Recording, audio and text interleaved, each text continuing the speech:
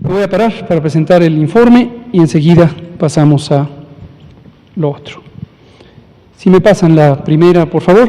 Decíamos esta mañana y periódicamente retomamos sobre la idea básica del manejo de la epidemia para recordar a las personas, para recordar a quien nos escucha, ustedes aquí, la ciudadanía allá en su casa, qué significa el manejo epidémico, en qué consiste el manejo epidémico. Esto lo hemos dicho muchas veces, pero con mucho gusto lo volvemos a explicar. El manejo de una epidemia de estas dimensiones, de estas proporciones, de una pandemia, es muy diferente al manejo de un pequeño brote epidémico. Las epidemias y el prototipo son las de enfermedades infecciosas, pero desde luego hay también enfermedades no infecciosas que pueden tener dimensiones epidémicas. En México, lo hemos mostrado también, las enfermedades no transmisibles, como la obesidad, el sobrepeso, la diabetes, la hipertensión, la enfermedad pulmonar crónica, tienen dimensiones epidémicas. Epidemia es una definición técnica que habla de la ocurrencia de un fenómeno, concretamente un daño a la salud, en una frecuencia, intensidad, proporción más que la usual. A diferencia de endemia, que es un estado permanente de afección de la salud de las personas. Entonces, cuando se sale de lo esperado, esperado desde luego no quiere decir deseado, nunca es deseable tener daños a la salud, se refiere a el concepto de esperanza estadística, de expectativa de que ocurrirá en cierta dimensión o tamaño. Cuando sale de lo esperado, y es más que lo esperado, en una fecha en particular, en una temporada del año en particular, en un mes, en un año en particular, entonces hablamos de una epidemia. Por mucho tiempo se usa de manera suelta o indiscriminada sustitutos de la palabra epidemia al referirse, por ejemplo, a los brotes. Y hay la calificación de brote epidémico. En realidad son expresiones que no tienen una demarcación técnica única y a lo largo del tiempo en la práctica de la epidemiología, la ciencia básica de la salud pública que estudia precisamente las epidemias, se ha usado de una manera o se ha usado de otra, pero es convencional que se refiera uno a brotes cuando se trata de una pequeña epidemia, del inicio de la epidemia o de la ocurrencia de la epidemia en un contexto limitado geográficamente, donde se puede reconocer geográficamente la localización de una pequeña epidemia. ¿Por qué digo todo esto? Para retomar una idea que comentamos hace varias semanas o meses sobre la expectativa de una epidemia como esta, de una epidemia de esta dimensión. Esta es una pandemia, y pandemia técnicamente quiere decir que afecta a todos los lugares. Viene de una raíz del griego que es pan, quiere decir todos. Lo mismo, la definición de pandemia ha tenido muchas variantes en la literatura técnica científica de la epidemiología o su utilización en la aplicación por los organismos internacionales. Entonces, no hay una definición única. Hay quien se refiere como pandemia a la afección en todos los continentes, hay quien se refiere a más de un continente, hay quien se refiere a 2 o más continentes, y así hay distintas concepciones. La más aceptada en general es cualitativa y se refiere a una epidemia generalizada por todo el mundo, aunque no hay un requisito específico de un número de países o un número de continentes para considerarla pandemia. Arbitrariamente la Organización Mundial de la Salud ahora considera 2 o más continentes. El punto al que quiero compartirles ahorita, que ya lo habíamos dicho antes, es la expectativa sobre cómo es el manejo de una epidemia y si la expectativa puede incluir la idea de eliminar la epidemia, suspender la epidemia por una acción dirigida, gubernamental o social o por una intervención específica. Y la respuesta es no. Desafortunadamente una pandemia, una epidemia de estas dimensiones, difícilmente podría tener un mecanismo de control inmediato, directo, en el que por una acción técnica, administrativa, una intervención del gobierno o de los gobiernos, pudiera cancelarse la dinámica de transmisión. ¿Y a qué nos referimos con dinámica de transmisión? A la propagación de la enfermedad en el tiempo, los contagios entre una persona a la otra a lo largo del tiempo y en el territorio, como en distintas localizaciones se van presentando casos de enfermedad, brotes, contagios y desde luego hospitalizaciones y eventualmente los desenlaces fatales. Lo que se puede hacer con una epidemia de esta dimensión, a diferencia de lo que se puede hacer con un pequeño brote, por ejemplo, un brote de hepatitis A en una comunidad, en un poblado o incluso en una colonia o varias colonias de una ciudad. En esos casos localizados, estos brotes, la acción de la salud pública puede contener el brote físicamente y lograr eliminar la fuente de transmisión. En el ejemplo que estoy dando de hepatitis A, es agua contaminada con el virus de la hepatitis mayormente, a veces alimentos también, pero sobre todo agua. Entonces se puede contener. Un brote de una enfermedad prevenible por vacunación, sarampión por ejemplo, al inicio del año tuvimos algunos brotes de sarampión, precisamente aquí en la Ciudad de México, se puede hacer una contención basada en vacunación de personas susceptibles alrededor de la localización geográfica del brote, de la casa en donde ocurrió el caso, del conjunto de casas, de la colonia o incluso un segmento de la ciudad. Pero insisto en caracterizar a una epidemia localizada, brotes, que son susceptibles de ser controlados por una acción directa y contenidos y eliminados. Pero es muy distinto el caso de una pandemia. Finalmente, el caso de una pandemia, y esto es lo que quiero recordarles, la expectativa es que se pueden ejercer acciones de contención, y hemos hablado aquí muchas veces de que contención, en este contexto, quiere decir identificar los casos de enfermedad, principalmente a partir de sus síntomas. Quien tenga tos, fiebre, dolor de cabeza, dolor de garganta y otras características, enrojecimiento de los ojos, pérdida del olfato, dolor muscular, etcétera, se le debe reconocer como un caso sospechoso de COVID-19. Se le deben tomar muestras para diagnóstico, pero sin esperar el resultado, o incluso si no existiera la disponibilidad de tomarle una muestra para diagnóstico, se debe poner en resguardo preventivo, en aislamiento temporal, por al menos 14 días. Y simultáneamente debe iniciarse el estudio de contactos. Esta operación se llama contención centrada en personas. Y les recuerdo que esta contención centrada en personas está en alineamiento de vigilancia y control dispuesto desde febrero, y a lo largo de todo este periodo, durante la jornada de sana distancia, durante el periodo de nueva normalidad, es una instrucción técnica específica para que sea ejecutada en las 32 entidades federativas. Y también les recuerdo que hay una responsabilidad directa de la autoridad sanitaria estatal, todos y cada uno de los gobiernos estatales, para ejecutarla. Donde se ha logrado ejecutar es porque ha habido la capacidad, la voluntad, la decisión de hacerlo. Donde se ha hecho menos o no se ha hecho, hay una omisión de procedimientos. No necesariamente es por mala voluntad, puede ser porque no hay la capacidad instalada de hacerlo. Pero a lo largo de todo este periodo hay una instrucción explícita, técnica, del gobierno federal de que se realice contención. Y esto lo digo porque con el ruido de información a veces parece como que se nos olvidó la contención o la reemplazamos por mitigación. Falso. Desde el principio está establecida, el ejecutor directo son los servicios estatales de salud y cuando lo hacen es una cosa muy positiva. Y lo segundo y último es la mitigación, y la mitigación comunitaria es una medida masiva.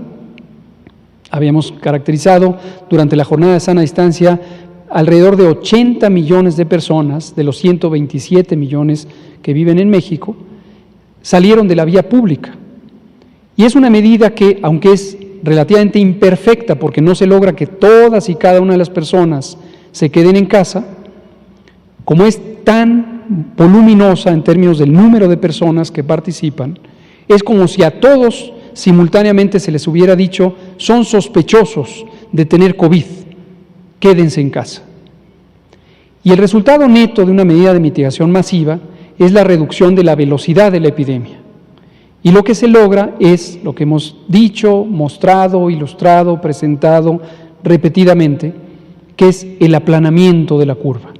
En lugar de tener una epidemia explosiva, tenemos una epidemia lenta, lenta, lenta, lenta. El objetivo es que no se saturen los servicios de salud y se salven vidas en la parte evitable de la mortalidad, que es aquella que depende de que se tenga la capacidad de atención a las personas. Y desafortunadamente hay una parte no evitable desde el punto de vista médico, porque el virus causa daño pulmonar extenso y puede causar la muerte. Por dolorosas que son las muertes, todas, independientemente del número, hay una parte que no es evitable en términos médicos, porque no hay un tratamiento específico para evitar el daño orgánico, el daño pulmonar, que particularmente en las personas mayores de 60 años o con enfermedades crónicas, diabetes, obesidad, sobrepeso, hipertensión, etcétera, causa el virus SARS-CoV-2 en los pulmones y en otros órganos. Entonces, el objetivo 1 de la mitigación comunitaria es tener una epidemia lenta en vez de tener una epidemia explosiva, como hemos visto que ocurrió en algunos países que iniciaron la epidemia, sobre todo en Europa Occidental. Una parte que además hay que hacer es expandir la capacidad hospitalaria, y hemos mostrado, hoy lo volveré a mostrar, que hemos expandido la capacidad hospitalaria para tener suficientes camas sumadas con equipos de atención, médicos, ventiladores, etcétera, para atender a las personas. Ahora, por último, una desventaja, un efecto no necesariamente deseable de la mitigación, pero que es inevitable, es que conforme la epidemia es lenta, la epidemia es más larga. Y en vez de tener una epidemia en 2 meses y medio o 3, como ocurrió en los países europeos que tuvieron epidemias explosivas y que les saturaron los hospitales, tenemos una epidemia que se va distribuyendo en el tiempo. Y eso obviamente causa desesperación, fatiga, frustración y una percepción de que no se está logrando el control epidémico. Pero reitero, sí existe el conocimiento razonable de cómo funciona la epidemiología, habrá quedado claro que una pandemia, desafortunadamente, por desafortunado que esto es, no se puede cancelar como se cancela un brote. Quería recordarles esta idea, la conversamos esta mañana en la conferencia matutina. Vámonos al informe técnico. 73 días de nueva normalidad, este proceso en donde una vez terminada la jornada nacional, se dispuso que hubiera variabilidad estatal en el manejo de la epidemia, de acuerdo a lineamientos generales que provienen de un único semáforo nacional de evaluación de riesgo, lineamientos generales sobre actividades económicas y sociales y responsabilidades directas de carácter administrativo de los gobiernos estatales, que por ley son autoridades sanitarias, para disponer libremente, pero con una guía general federal, cuáles son las actividades concretas que deben abrir en cada momento. Y lo mismo, lo reiteramos, pero a veces pareciera que hay gente que no quiere quedarle claro. Si se decide abrir una fábrica que produce elementos que no fueron considerados actividades esenciales, en un momento que se recomendó que no ocurriera, o si se abren bares o restaurantes o salones de fiestas, en momentos en que se recomendó por la evaluación de riesgo que no ocurriera, la persona responsable de esa decisión está contribuyendo a que no se controle la epidemia. Si se mantiene coherencia con las disposiciones generales y la evaluación de riesgos, se contribuye a que se controle la epidemia. Sin embargo, estas son decisiones soberanas de la autoridad administrativa estatal y es importante que exista el margen de maniobra. Ahora, también, como una vez más lo decimos, no debe sorprendernos que de pronto la epidemia repunte y baje, repunte y baje, repunte y baje en un territorio específico, por ejemplo un municipio o un estado completo. Eso va a pasar. Y no necesariamente debe ser criticado o considerado como un error en el manejo epidémico, porque la responsabilidad de los gobiernos estatales es muy grande e incluye el control de la epidemia o la mitigación de la epidemia, pero también el cuidar la economía de los estados. Y en todo momento hay una tensión, un irremediable dilema entre proteger la salud y la vida de manera directa, evitando contagios o reduciendo la frecuencia de contagios, y por el otro lado, proteger la salud y la vida también en la medida en que se mantenga la economía y ésta no afecte a los seres humanos, a las familias, a las comunidades. La siguiente, por favor. Vámonos de corrido con la información que esta misma mañana presentamos, o está actualizado a los datos de hoy por la tarde o por la mañana con el corte de mediodía, y vemos lo que hemos estado comentando. Me enfoco, ya todo el mundo sabe cómo es una curva epidémica, el tiempo que se va midiendo en este caso en semanas, por supuesto se puede hacer por día, por hora, por minuto o por mes, por año, dependiendo cuál es la dimensión de tiempo que interesa. Está cortado a partir de la semana 10, el resto de la 1 a la 10 es irrelevante porque no había ningún caso. Esto es la primera semana de marzo. Y el número de casos, en este caso son casos que han sido documentados. Aprovecho, este es día de recordatorios. Hemos dicho también extensamente que la vigilancia epidemiológica no pretende contabilizar todos y cada uno de los casos, ni en México ni en ningún país del mundo. No pretende, no es propósito de la vigilancia epidemiológica contar todos y cada uno de los casos. Habíamos usado la palabra, la volvemos a decir, este es un fenómeno inconmensurable, es tan grande que no se puede medir de manera directa y pretender hacerlo es un despropósito técnico que no sirve de gran cosa. Me enfoco aquí, desde la semana 27, tenemos que la cantidad de casos registrados, este es el segmento de los negativos, pero que fueron casos sospechosos, estos son los sospechosos esperando el resultado de la prueba, y estos son los confirmados. La cantidad fue semejante en estas 4 semanas, la 27, la 28, la 29 y la 30. Y en la 31 tenemos una reducción que todavía está sujeta a ajuste en la medida en que va llegando información por la fecha de inicio de los síntomas de estos casos. Entonces, no sorprendería que esta barra alcance a esta, quizá quede un poco menor, o incluso que la sobrepase un poco, pero en términos generales pareciera existir una tendencia ya de estabilidad en el acontecer epidémico. Las sumas siempre están allá abajo, la información que hemos presentado siempre la seguiremos presentando y está disponible también en los múltiples mecanismos de información que tenemos en el portal coronavirus.gov.mx. Más de 1.100.000 personas han sido estudiadas. La siguiente. Vamos a pasarnos aquí a la estimación. En la estimación consideramos no solamente los casos confirmados que ya fueron estudiados con laboratorio y fue confirmado que tenían infección por el virus SARS-CoV-2, sino una proporción de aquellos que tuvieron síntomas, fueron registrados, se les tomó una prueba y estamos esperando el resultado de la prueba. Y este resultado puede tardar en promedio 7 días, en algunos casos más de 7 días, pero nos anticipamos multiplicando el número de casos que esperan prueba por el porcentaje de positividad. ¿Cuántos sabemos que por semana y por estado, hasta la semana de la que está hablando, habrían resultado positivos?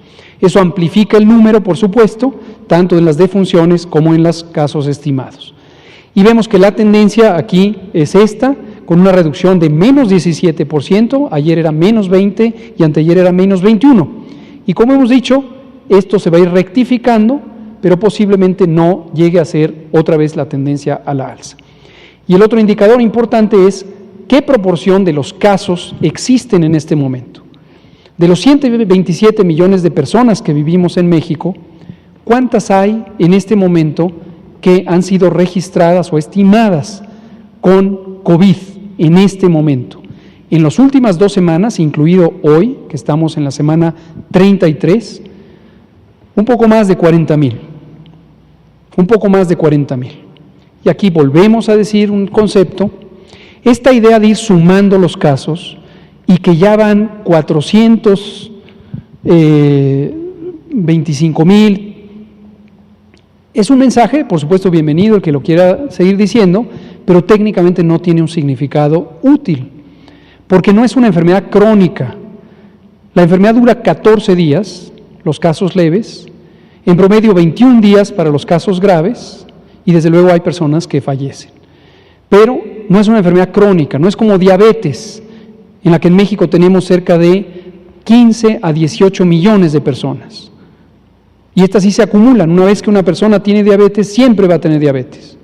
Y mientras viva, seguirá siendo un caso de diabetes.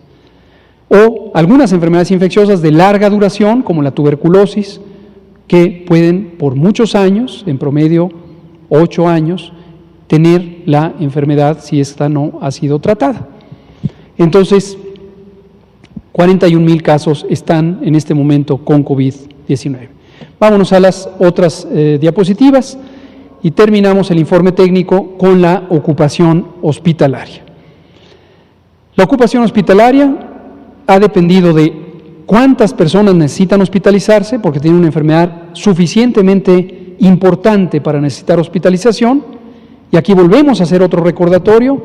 Si usted es una persona que tiene más de 60 años de edad, que tiene diabetes o tiene hipertensión, obesidad, sobrepeso, enfermedad pulmonar crónica, enfisema, bronquitis crónica, asma, enfermedad cardíaca crónica, insuficiencia renal, cáncer, utiliza medicamentos que le deprimen el sistema inmune, quizá tiene una enfermedad reumática, una enfermedad autoinmune, artritis reumatoide, lupus. Si usted tiene alguna condición como esta, o tiene un familiar que tiene una condición como esta, y presentan fiebre, o tos, o dolor de garganta, o dolor de cabeza, o las 3 o 4 cosas juntas, o malestar general súbito, dolor muscular, piense que tiene COVID. Es importante que piense que tiene COVID, no para que se espante, pero sí para que actúe y acuda a una unidad de salud. Vaya a una unidad de salud, porque el riesgo que usted tiene de complicarse por COVID es grande. Y si usted se espera y hoy se siente razonablemente bien, y mañana también, y pasado mañana también, existe una probabilidad importante de que en un momento dado, en el tercer o cuarto día desde que iniciaron los síntomas, el daño que le esté causando el virus SARS-CoV-2 a los pulmones sea demasiado importante. Y entonces ya haya pocas posibilidades de darle una atención hospitalaria para que se recupere. Es muy importante que acuda a tiempo a hospitalización. La hospitalización ha estado disponible, tenemos 60% en este momento de las camas, 31,615, noten que este número sigue subiendo, porque seguimos haciendo reconversión hospitalaria. Y 60% está disponible, 40% está ocupado a nivel nacional. Y a nivel de los estados tenemos algunos que en este momento tienen la mayor actividad epidémica: Nuevo León, Nayarit, Colima, Coahuila, son los 4 estados con la mayor actividad epidémica en este momento, como lo fueron antes otros, que hoy van en descenso. Y tenemos estos porcentajes: 69, 63, 66, 63, 59, etcétera. La Ciudad de México, miren dónde está, que en algún momento fue la primera, la más ocupada, hoy no lo es, porque ha estado descendiendo la epidemia. Y en la última diapositiva vemos la misma idea, pero para camas equivalentes a terapia intensiva, camas que fueron habilitadas, adaptadas para recibir a personas críticamente enfermas. México tenía 2,700 camas como estas, con una cuenta un poco más generosa, 2,900, pero eran insuficientes. Si no se hubiera mitigado la epidemia o no se hubiera hecho la reconversión hospitalaria, se habrían saturado estas camas. Pero las ampliamos a 10,657 hasta este momento, de las cuales 64% están disponibles, y cuando las vemos por entidad federativa, Colima tiene 33% de disponibilidad, Nuevo León 44%, Baja California 51%, Aguascalientes 52% y así sucesivamente. Este es el informe técnico. Quédate en casa.